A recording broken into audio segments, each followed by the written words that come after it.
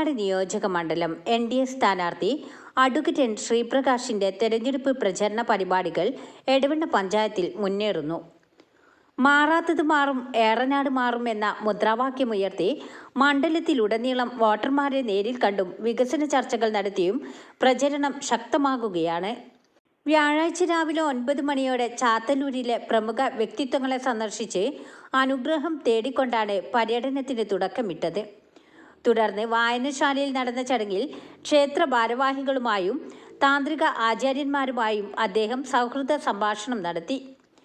നാടിൻ്റെ സാംസ്കാരിക പൈതൃകം കാത്തുസൂക്ഷിക്കുന്നതിൽ ഇത്തരം കൂട്ടായ്മകൾക്കുള്ള പങ്കിനെക്കുറിച്ച് അദ്ദേഹം സംസാരിച്ചു.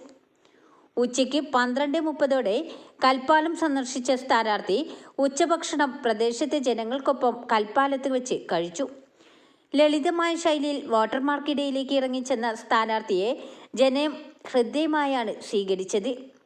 തുടർന്ന് വില്ലത്തൂർ, നെടിയൻ കോളനി, പൊതിലാട് എന്നിവിടങ്ങളിലും വിവിധ കോളനികളിലും അദ്ദേഹം സന്ദർശനം നടത്തി. വൈകിട്ട് 4 മണിയോടെ NDAയുടെ പുതിയ തെരഞ്ഞെടുപ്പ് ഓഫീസ് അദ്ദേഹം ഉദ്ഘാടനം ചെയ്തു. കല്ലുടുമ്പ് സന്ദർശനത്തിന് ശേഷം 5 മണിയോടെ എടവണ്ണ ടൗണിൽ പര്യടനം നടത്തുകയും ചെയ്തു. രാത്രി 7 മണിയോടെ കൊളപ്പാട് ഓഫീസ് ഉദ്ഘാടനവും തുടർന്ന് ചളിപ്പാടത്ത് നടന്ന കുടുംബയോഗത്തിലും പങ്കെടുത്തു. ഏറനാടിൻ്റെ വികസന മുരടിപ്പിന് അറുതി വരുത്താൻ താമര അടയാളത്തിൽ വോട്ട് ചെയ്ത് തന്നെ വിജയിപ്പിക്കണമെന്ന് അദ്ദേഹം വോട്ടർമാരോട് അഭ്യർത്ഥിച്ചു.